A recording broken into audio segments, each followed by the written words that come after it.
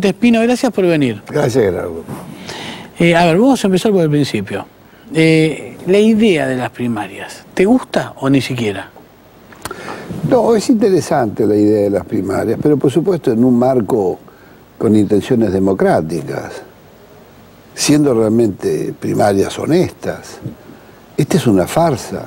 ¿Por qué? Pero es una farsa porque ningún partido terminó jugando sus internas en estas primarias, digamos, sus elecciones internas en estas primarias abiertas. La reforma política es una enorme farsa. Es una ley muy censora y muy proscriptiva. ¿Por qué? Por la cantidad de obstáculos que le puso a las fuerzas emergentes o minoritarias, las fuerzas pequeñas. Está hecho para reforzar el esquema del bipartidismo. Si vos querés hacer política en la Argentina, esto es lo grave, es muy difícil. Te tenés que meter en alguno de los dos partidos mayoritarios como corriente interna. La cantidad de exigencias para legalizar un partido son enormes. Y no son tiempos donde nadie corre a afiliarse sacando fotocopia del documento, no. Entonces, esto es grave porque una comunidad que en el futuro no pueda constituir corrientes de opinión en corrientes políticas es grave. Es una ley muy censora que para mí colisiona con el artículo 38 de la Constitución. Pero la tradición argentina es muy antidemocrática. ¿Sí? Es pícara, berretonamente antidemocrática, vergonzantemente antidemocrática. ¿Por? Porque se manipula la ley electoral de acuerdo a la conveniencia del que está gobernando. En los últimos 15 años se ha modificado 59 veces, 59 artículos. No hay elección donde el gobernante no modifique algo de la ley electoral y la fecha. Es una guasada. Si vos analizás el mapa electoral de este año de la Argentina, es una guasada. Está todo hecho para la alquimia electoral y cómo vamos a reventar al otro. ¿Cómo puede votar el argentino 5 veces? El porteño va a votar 5 veces. Vos tenés internas en las provincias, por lo menos tenés 2 vueltas. Pero después tenés las 2 vueltas, tenés la interna abierta y las 2 vueltas de la presidencial son 5. Nadie va a bajar de 5. ¿Pero vos crees que hay 2 vueltas de presidencial? ¿Crees que el gobierno va a balotar? Sí, claro, sí, eso estoy convencido. ¿Por? Pues, qué sé yo, esto... A ver, ayer me sorprendería que no lo fuera, me sorprendería... Yo ayer hablaba con Randazzo y justamente le decía, ¿no? Bueno, Randazzo es el responsable de esta reforma política. Sí. No, en la provincia de Buenos Aires se exigía 30.000 avales certificados para poder llegar a la elección. 10 días antes, hace 15 días que los levantaron. Yo dije, esto son todas las formas del fraude. Yo grité, acá son todas las formas del fraude. El fraude no es que se llevaron la urna. También lo hicieron, En Córdoba se las cambiaron. En su momento. Entonces, el fraude empieza con una ley política hecha a la medida y en la fecha necesaria. A ver, pero déjame dividir, sí. Porque se me van juntando temas. Me voy al tema anterior. El hecho de que partidos más chicos, con menos guita, estén hoy rotando todo el caso. Sí, claro.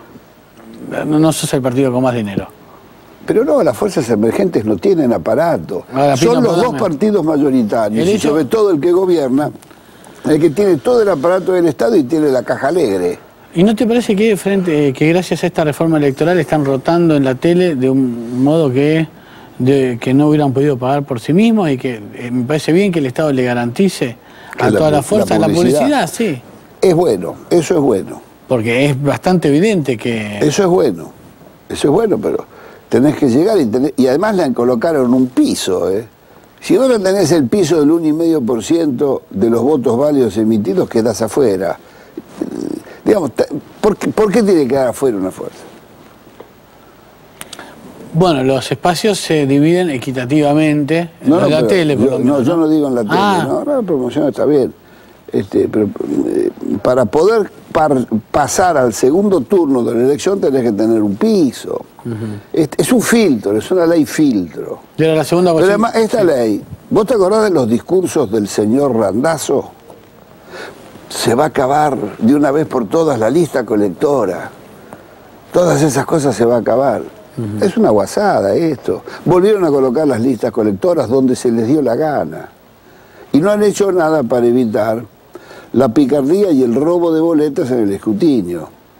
Es más, a último momento salió una disposición donde las fuerzas políticas tenían que asegurar la distribución de las boletas.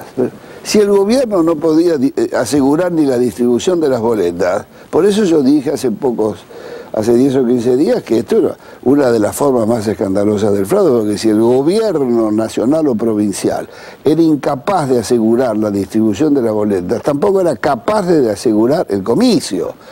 Era capaz de asegurar nada, ni la seguridad de nada. Deberían suicidarse colectivamente tirándose al riachuelo. Caramba. Esa noche, el gobierno, los incapaces. Esa noche Randazzo dijo, no, vamos a revisar esta disposición. Ahora, Pino, vos asegurabas que había segunda vuelta, ¿no? Sí. Yo ayer le preguntaba a Randazzo si el gobierno no lo vivía, cómo sacan 40 o dunga, es decir, porque si Cristina logra sacar el 40% de los votos, garantiza que si hay más de 10 puntos de distancia, así dice hay balotaje. Sí. Pero si saca 39, sí, hay balotaje, cualquiera hace la diferencia. Sí. Y yo te pregunto, ¿vos crees, primero, que hay balotaje y segundo, que eso puede ser perjudicial para el gobierno? No, sí puede ser. Si hay balotaje la va a tener difícil, seguramente la va a tener difícil, pero no, la verdad no es mi terreno hacer futurología, ni estoy yo en el terreno, ni mi especialidad es el análisis de las encuestas y de cómo van las proyecciones. Yo creo que faltan 3 meses, que los escenarios van a seguir siendo complicados,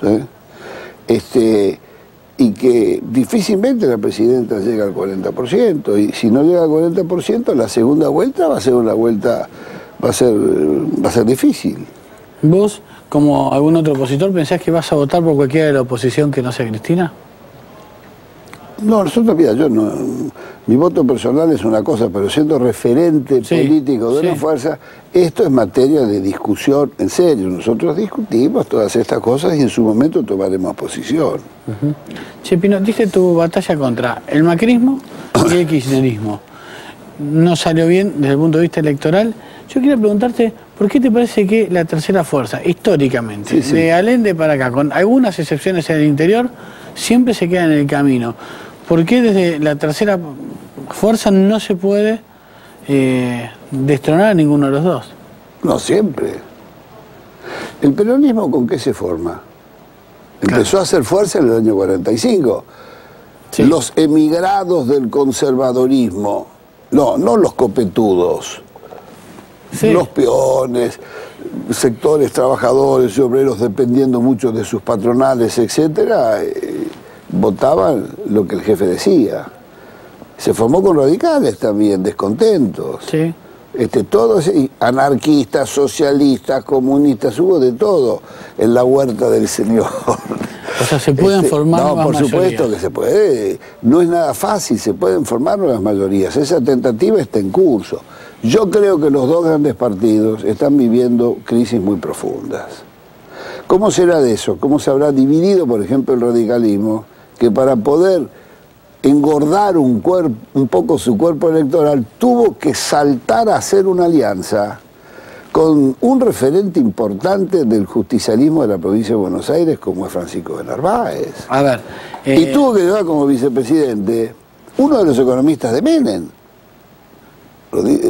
Fraga fue presidente del Banco Central en la primera etapa del menemismo. Entonces, lo que decía Pino, y lo sigue diciendo, que no hay diferencias de fondo entre las concepciones hoy del núcleo duro radical con el del PJ. Los dos se apartaron de sus causas fundantes. Unos se apartaron de la Leni Irigoyen y los otros del Perón y Evita. Entonces, todos esos, yo creo que vivimos la era del cangurismo político. Duhalde dice, yo voy a votar por Macri, le pasó los votos. Alfonsín dijo también, yo votaría por Macri. Todo esto viene así. Nosotros no... Igual hiciste la gran Tevez. Sí. Lo que decía Pino, dijiste de vos mismo, muy bien. Por supuesto que sí, porque yo me pasé todo el verano diciendo eso y los radicales se enojaban diciendo, che, qué injusto que es Pino, mirá las cosas que anda diciendo de nosotros. Hicieron mucho peor de lo que yo decía. Yo, la verdad, me faltó imaginación. Nunca creí que se iban a asociar, además, con Francisco de Narváez. No. Entonces, no, fue demasiado. Esa le costó que mucho éxodo del Partido Radical. Entonces, nosotros nos mantenemos en la coherencia. ¿Por qué tiene que votar el ciudadano a Proyecto Sur el 14 de agosto? ¿Por qué? Y porque es la única fuerza política que se mantiene coherente defendiendo las causas que le dio origen. Nosotros colocamos en la discusión política argentina causas que estaban censuradas. Dijimos, la indigencia, la pobreza, los 700.000 desnutridos, los podés acabar en pocos meses si recuperás renta petrolera y si recuperás renta minera que no paga casi nada o cero de retenciones.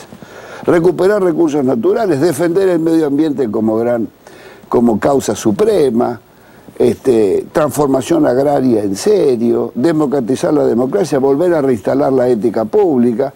Bueno, esos son los ferrocarriles. La reconstrucción de los ferrocarriles y de la petrolera federal significaría, junto con la industria naval, generar 300.000 puestos de trabajo en 5 o 10 años, 300.000 puestos de trabajo estables. Entonces, todas estas ideas son las que el votante debe privilegiar a la hora de elegir. Hay otras opciones, pero nosotros la experiencia del Frente Grande, Gerardo, ya la vivimos. Aquella alquimia de lo que se dice y no se dice, porque si no se molesta al establishment. Acá, que nadie se asuste, lo que estamos diciendo nosotros es lo que se ejecuta en muchas de las grandes democracias, que todos se hacen la boca diciendo con esto. Se hacen la boca con Lula. ¿Y Lula qué hizo con Petrobras? Inyectó todo el dinero que tenía en Petrobras, y hoy en día Petrobras es la locomotora económica de América Latina. Entonces, hay que defender lo nuestro. Hay que votar Proyecto Sur, porque es la única garantía de llevar adelante estas transformaciones. Los demás no se van a animar. Es la única fuerza que dice, no sigamos pagando como estúpidos, como hijos de la pavota, una deuda que ni sabemos qué es lo que pagamos. Porque Amado Mudú ni le contestó a los diputados que pedían saber, como es obligación del Congreso, saber a quién le pagaron, a quién le compraron los bonos truchos por 8.500 millones de dólares. Es muy poco serio este país. Vos querés creer, soy presidente de la Comisión de Energía. Sí. En mayo del año pasado interpelamos al secretario de Energía, Cameron, y le pedimos a la Comisión de Energía que diera a conocer a los diputados los contratos de exploración que por primera vez se firmaban para exploración en la plataforma marítima continental. Lo hizo Kirchner en febrero del 2006. Nunca contestaron, ni tampoco contestaron ahora los diputados. Como ni Amado Mudú ha contestado diciendo cuáles son los bonos que se canjearon. Porque el día que vos pidas y te demuestres de quién eran los tenedores de esos bonos, saltan todas las estafas. Porque acá una banda de vivos. Mudú impulsa apertura para canjear bonos que Kirchner había declarado con la baña truchos en el 2005. Entonces salieron rápido a comprar muchos vivos los bonos, que estaban al 10-15% de su valor nominal, impulsando al mismo tiempo el nuevo canje, que los canjearon alrededor de $50. Mira el negocio que hicieron. Entonces todos estos temas son los que hemos expuesto. ¿Por qué contás esto después siempre? ¿Cómo después? Lo claro, siempre. Avisá antes de que aumente. Pero no, querido, si nosotros están así que salimos... No digo, avisá antes de que aumente. Pero, bueno, eso... Lamentablemente no tenemos un canal de televisión, pero todas estas cosas las vinimos diciendo y lo hemos afirmado. Acabamos de lanzar nuestros diputados. Este acto de lanzamiento de nuestra lista de diputados es de lujo, Gerardo. Está encabezado por uno de los grandes economistas y expertos de energía de la Argentina, don Félix Herrero. Fue presidente de Yacyretá, de Salto Grande, fundamos el Moreno con Félix. Y después le sigue nada menos que la Patricia Walsh. Y le sigue Martín Scalabrini Ortiz, un experto industrialista, sobrino del gran Raúl. Y después le sigue Héctor Bidón, de uno de estos grandes actores y referentes culturales. Diana Cordon. Bueno, Pino, está bien, yo entiendo el perfil de los diputados y entiendo que hay coherencia ideológica. Ahora pregunto, ¿cómo te llevas con estos tiempos donde trabajar profesionalmente las elecciones es por lo menos la mitad del resultado? Saber qué color, saber cómo. Hay una manera profesional de buscar los votos que evidentemente marca mucho los resultados. ¿Cómo te llevas con eso? Aquella más profesional. Profesional es esa gente que justamente se dedica más allá de la ideología, puede hacerlo para vos, o por caso para mí, o para alguien que piensa todavía muy diferente a nosotros dos, cómo contar una campaña que quiere escuchar la gente y cómo seducir esos votos. A eso llamo. No, gente que supuesto, trabaja eso. Pero, ¿cómo te llevas vos con esa? De ninguna manera yo... No te olvides que he trabajado 25 años de mi vida en publicidad. Yo he participado en 2000 campañas publicitarias, es decir, que valoro en serio los profesionales que están en esto, pero por supuesto necesitas tener recursos para eso. Lo nuestro espera recursos a último momento de la campaña, que es la devolución del dinero del Estado por los votos, y da para pequeños asesores de publicidad, que los tenemos. Tenemos también, elaboramos nuestras propias encuestas, etcétera. Es decir, yo tampoco creo que acá hay que acudir a suertes de gurús que construye la bola mediática, construye algunos gurús, ¿me entiendes? Dos preguntas finales. ¿Tienes opinión formada sobre lo que se conoce como el escándalo Zaffaroni? No tengo. Yo lo conozco a Zaffaroni, es un hombre hiper serio. Es más, yo encabecé una campaña promoviendo la candidatura de Zaffaroni como juez de la Corte en el año 2003, una campaña en el ámbito de la cultura. Yo militaba en el ámbito de la cultura. Es tan sorprendente esto. La verdad, tendría que estar muy loco un personaje que, siendo juez de la Corte Suprema, hiciera negocios con prostíbulos encubiertos. La verdad, me parece que tendría que estar muy virado de la cabeza. La verdad, yo creo que hay que ser muy prudente porque a mí me resulta muy sorprendente. Por último, ¿qué conclusión sacaste de la experiencia Capital? Al final, ganó Macri, quedó segundo el kirchnerismo, y vos le pusiste cuerpo a esa candidatura. Nosotros le pusimos... ¿Qué aprendiste? Nosotros aprendimos muchísimo de la ciudad, y estamos convencidos que en el 2003 nosotros vamos a hacer una atropellada legislativa enorme. Esta fue una elección polarizada.